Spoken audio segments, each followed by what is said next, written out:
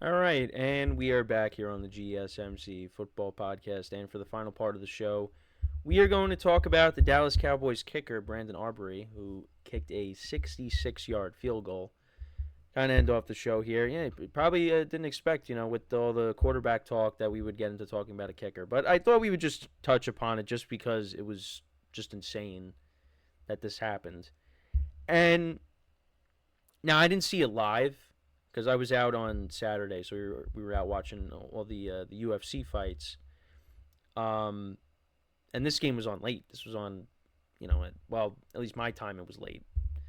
Game started at 10 p.m. my time, but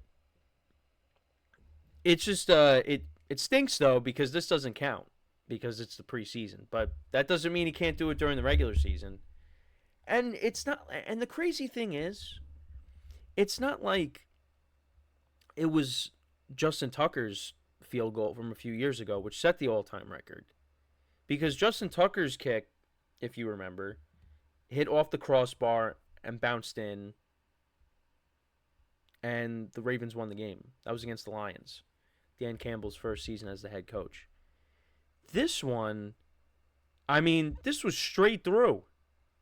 There was no ricocheting off of anything, bouncing off of nothing. This was straight through. And I think this was right before the end of. This was right at the end of the first half, I believe. Let me just double check. And he also made a 54-yarder earlier in the game. Yeah, so this was right before the half. And yeah, he made it with plenty of leg. So he is, he's going to be a weapon for the Cowboys. And he was good last year, too. All I thought about was, his fantasy stock. In terms of kickers, though, he's going to be near the top. Could be somebody that ends up being the first kicker taken off the board. But I just thought that was unbelievable.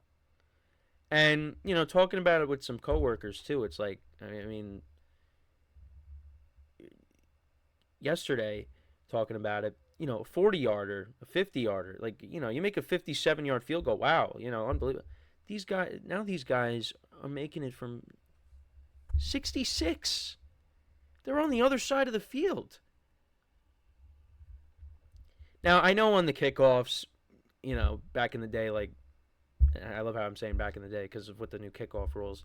You have kickers like on the kickoffs, kicking it through the uprights. I get it. So it really does make you wonder, like, can someone make a 70-yard field goal? Like 66. This is unbelievable. Like, that's unbelievable. And Justin Tucker did it. He's got the all-time record, and as he should, because he is the greatest kicker of all time, arguably. But it's just that they're making it look easy. Some of these guys. Me, I go to the football field at my high school, and I'll try to kick it through the uprights. I'm lining up at like the 10 or the 15-yard line. But these guys, it's unbelievable. And again, it really does make you wonder, like, can this record be beaten? Is there going to be a time where we got, kickers lining up at the 5, are they on their own 5-yard line kicking it? No, it's not going to happen. They need like a bionic leg or something. I don't think it's going to get that crazy. Well, this is pretty crazy. A 66-yard field goal. And, who knows if CeeDee Lamb ends up, holding out and Dak Prescott, ends up leaving. He might be their best offensive player.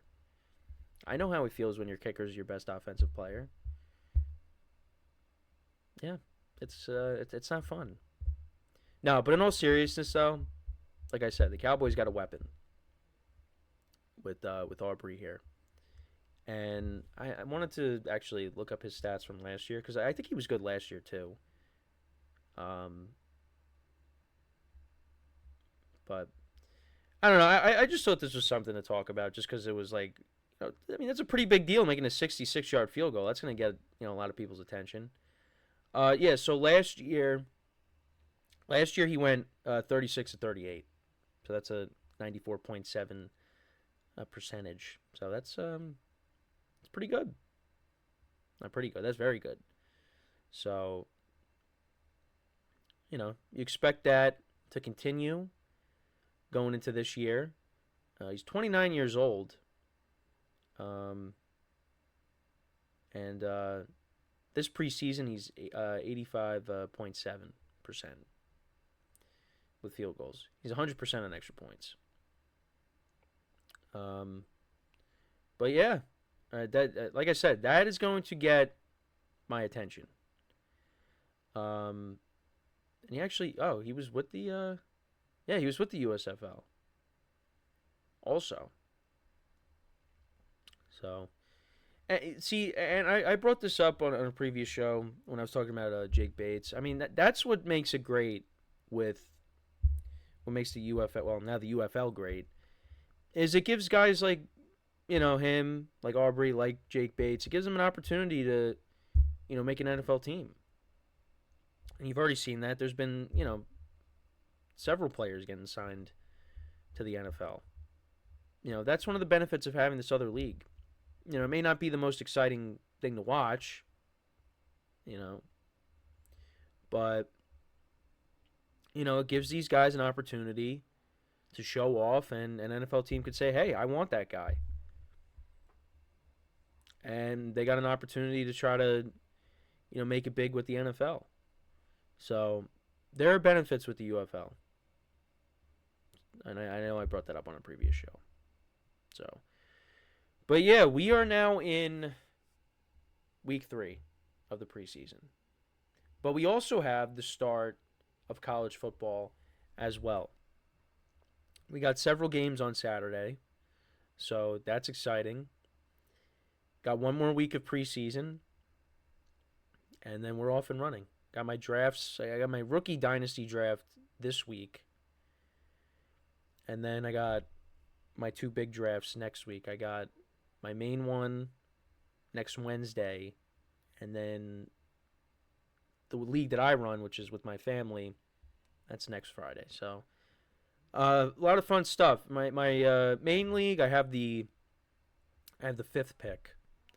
So, and having some conversations with my friends over the weekend, I thought I knew who I was taking, but the player that I thought I was going to take might not be on the board. And I might be getting somebody that I really didn't think I was going to have a chance to get. So that's going to be, I mean, there's still time, so it still end up being, I get who I was thinking anyways.